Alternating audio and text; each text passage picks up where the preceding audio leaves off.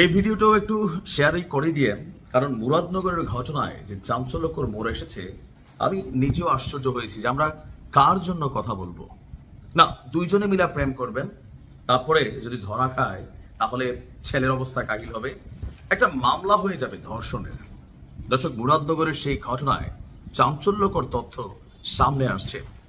আমরা বিভিন্ন জায়গা থেকে যে কথাগুলো শুনেছি, আর বাস্তবতায় আপনি দেখেন এই মহিলা বলছে যে হের অবস্থা তো খারাপ, মানে ফজর আলীর অবস্থা, বুঝতে পারছেন কার কথা বলছি, যে বাঁচে না মরে বলা যায় না। সে যদি এলাকায় হাঁটাচলা করত তাহলে মামলা করে কাজ হতো, এখন ওর মরার অবস্থা, আমার মামলাটা উঠাতে চাই, দেশ শান্তিতে রাখতে চাই, হিন্দু মুসলিম শান্তিতে থাকুক। দেখেন, আমি আমার আগের যে ভিডিওটা করছি সেখানে আমরা হিন্দু মুসলিম ডিভাইডেশন করি নাই। এখন এই মহিলার হঠাৎ করে এই ফজর আলীর প্রতি কেন এত প্রীতি সে ইহা দায়া? এই ঘটনার পেছনে এলাকাবাসীর দাবি দুজনের মধ্যে ছিল পরকীয়ার সম্পর্ক। আমরা যখন প্রথম দিন নিউজটা করছি, আমি কিন্তু একটু পরে নিউজটা করছি। আপনারা জানেন যে কিছু কিছু ক্ষেত্রে আমার নিউজগুলো আপনারা একটু লেটে পান এই কারণেই যে যখন কোনো ঘটনা ঘটে এগুলোর পিছনে ঘটনা থাকে, এরপরেও আমরা ধোকা খাইয়ে গেলাম। ফজর আলী কি একাই অভিযুক্ত নাকি মহিলাও অভিযুক্ত? ধরা খাইয়া ফজর আলীরা ফাঁসাই দেওয়া হয়েছে। তবে দেশের আইনে নারী নির্যাতন মামলা বা বিয়ের প্রলোভনে ধর্ষণ এগুলো যত সহজে করা যায়, অন্য জিনিসগুলো কিন্তু পুরুষদের বেলায় ততটা নাই। আসুন দেখি তার এই ঘটনা নিয়ে এলাকাবাসী কি বলছে। মুরাদনগরে বাবার বাড়িতে বেড়াতে আসা যে প্রবাসীর স্ত্রী ধর্ষিত হয়েছেন, অভিযুক্ত ফজর আলীর সাথে ভুক্তভোগী নারীর পরকীয়ার সম্পর্ক ছিল। এলাকাবাসী আপনার সবাই উভয়ের পরকীয়ার বিষয়টি অবগত বলে ঢাকা পোস্টকে জানিয়েছে আপনার স্থানীয় যিনি চেয়ারম্যান আছেন গোলাম কিবরিয়া খোকন সাহেব।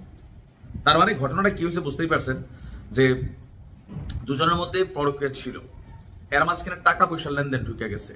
সেই টাকা পয়সার লেনদেনকে কেন্দ্র করে সম্ভবত তিনি যোগাযোগ বিচ্ছিন্ন করে দিচ্ছিলেন, অথবা পরকীয়া প্রেমের তো কোনো নির্ধারিত টাইম ফ্রেম নাই, অথবা থাকতেই হবে, মানতেই হবে, মন চাইছে করছে, মন চাইছে করছে না, ভালো না লাগছে যোগাযোগ বন্ধ।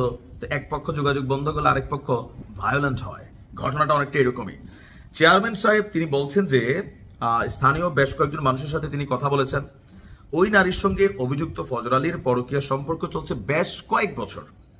প্রেমের সূত্র ধরে ওই নারীর সঙ্গে অতীতেও দেখা করতেন ফজর আলী, আর বিষয়টি টের পান স্থানীয় বাসিন্দারা।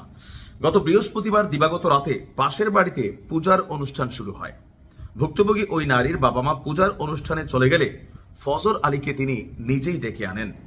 ফজর আলী ওই বাড়ির দিকে রওনা করলে ইউনিয়ন ছাত্রলীগের সভাপতি সুমনের নেতৃত্বে ছাত্রলীগের বেশ কয়েকজন নেতাকর্মী তাকে হাতে নাতে ধরার জন্য ফাঁদ পাতে।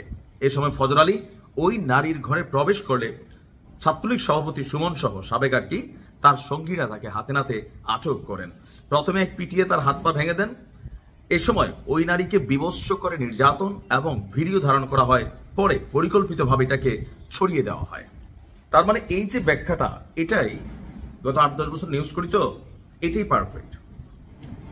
কারণ টোটাল ঘটনার প্রেক্ষাপট বিষয়গুলোকে আপনি পুঙ্খানুপুঙ্খ বিশ্লেষণ করলে এটাই আসে যে ঘটনার পেছনে ডালমে কুচ কালা না, পুরোটা ডালেই কালা। আমাদের অনেক প্রবাসী ভাইদের স্ত্রীরা আছেন, স্বামী বিদেশ থাকার পরে আমরা বিদেশে বসে এত পরিশ্রম করছি, মেহনত করছি, এগুলা মাথায় থাকে না। যদি ফজর আলী এই ঘটনাটা ইনভেস্টিগেশনের মাধ্যমে সত্য হয়, তাহলে ফজর আলীকে একটা ফুলের টোকা দেওয়া উচিত না। কেন? দোষ দুইজনেরই আছে। তারপর আমরা এটার সুষ্ঠু বিচার চাই, এখানে হিন্দু মুসলিম কোনো জ্ঞানজাম না। আর এই মহিলার যে হঠাৎ করে ফজর আলীর প্রতি প্রীতি বিষয়টা, তা না, প্রীতিটা আগেই ছিল, শুধু একটু বাটে পড়ে গেছে। ভালো থাকুন, আসসালামু আলাইকুম।